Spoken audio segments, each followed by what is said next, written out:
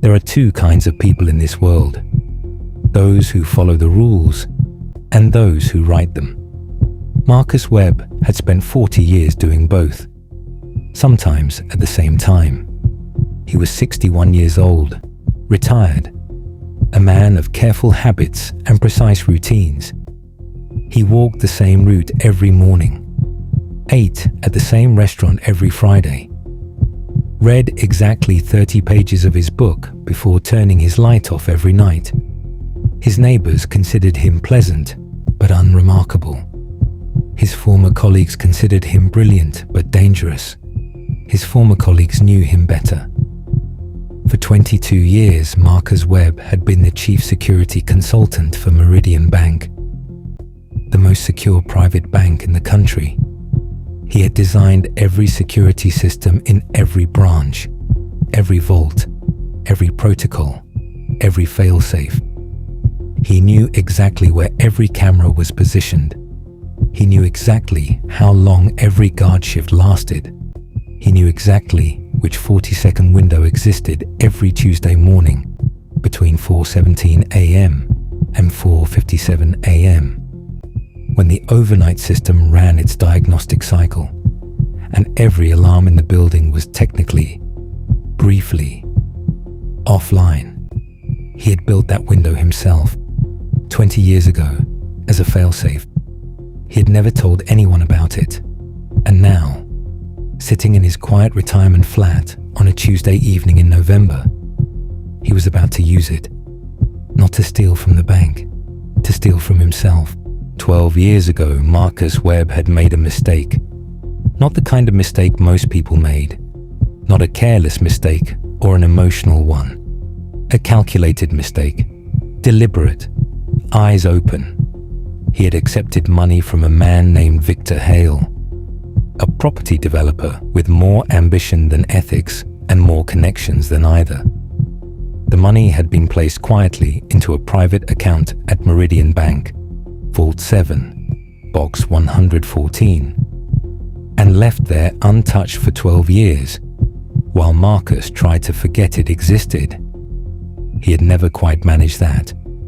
Victor Hale had died 18 months ago. Heart attack, sudden and convenient, and mourned by nobody who actually knew him. But before he died, Victor had apparently developed a conscience, because 3 weeks ago Marcus had received a letter from Victor's solicitor informing him that Victor Hale had left a sealed document with his legal team to be opened in the event of his death, containing a full account of every irregular financial arrangement Victor had made during his career, including one with a certain chief security consultant at Meridian Bank. The document was scheduled to be reviewed by the solicitor's office in 30 days.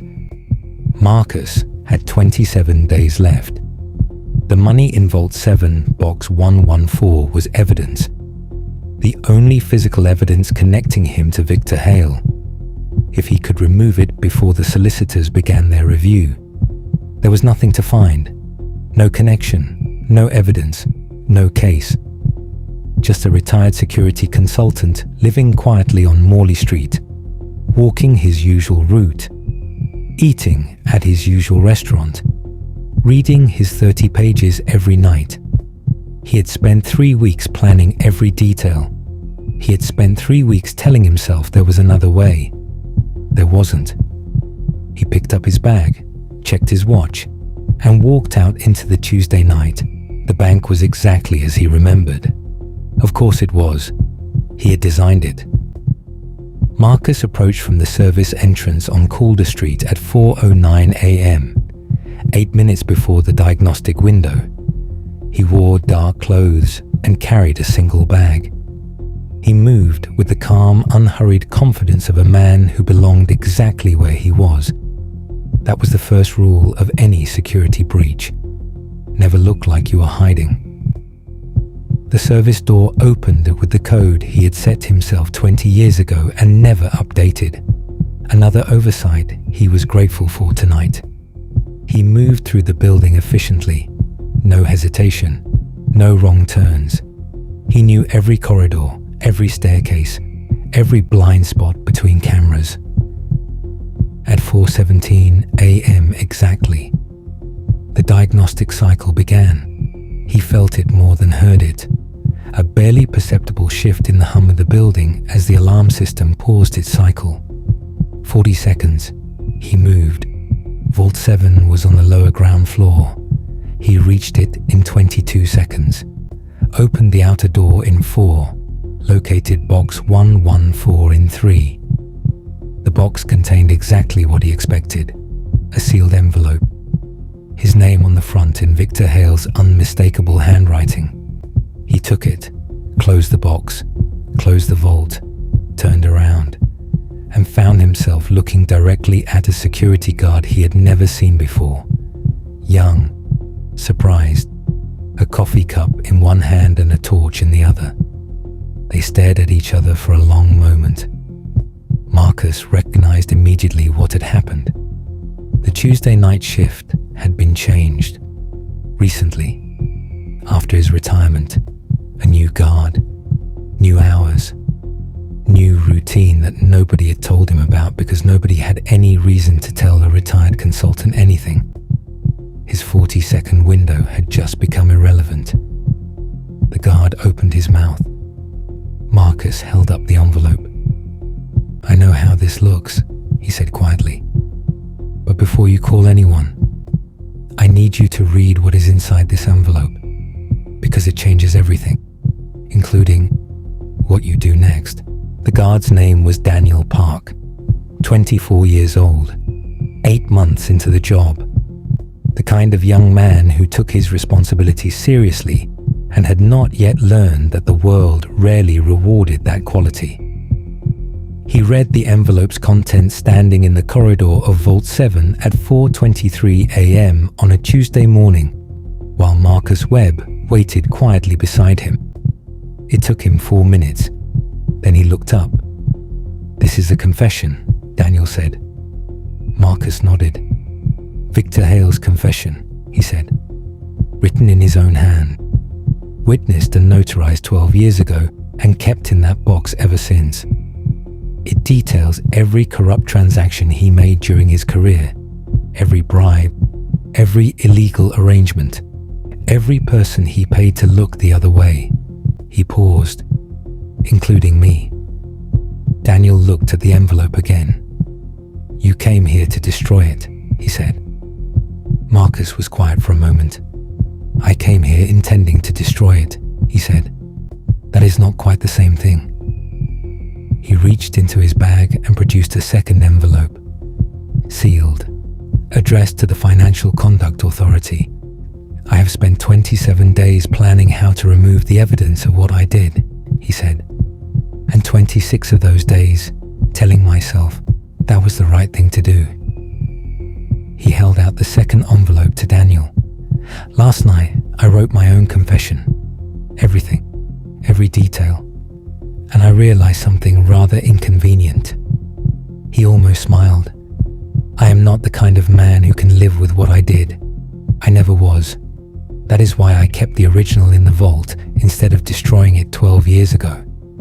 Daniel looked at the envelope in his hand, then at Marcus, then at the vault behind them. "You broke into a bank," he said slowly, "to steal evidence of your own crime, so that you could hand it to the authorities yourself." Marcus considered this. "When you say it like that," he said, "it sounds almost reasonable." Daniel Park stood in the corridor of Vault 7 for a long moment. Then he took out his radio.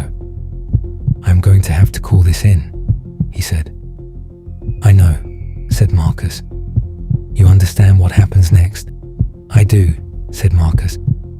He straightened his jacket, picked up his bag, and stood with the quiet dignity of a man who had made a decision he intended to keep. It took the police 11 minutes to arrive. Marcus Webb was charged the following morning. He cooperated fully with every investigation that followed. Victor Hale's confession and Marcus's own statement opened cases that had been closed for over a decade. 7 other individuals were charged alongside him. The resulting investigation was the largest financial fraud case the city had seen in 30 years. Marcus received a reduced sentence in recognition of his cooperation. He served 2 years. When he was released, he moved to a small flat in a quiet town by the sea. He walked a new route every morning, ate at different restaurants, read a different number of pages each night. Some habits, he had decided, were worth breaking. That was The Unseen Hour, a story about the mistakes we make, the weight we carry, and the moment we finally decide to put it down. The most difficult robberies are never the ones we commit against others. They are the ones we commit against ourselves. Subscribe to The Unseen Hour. A brand new story is coming very soon. And remember, the truth is always the lightest thing you will ever carry.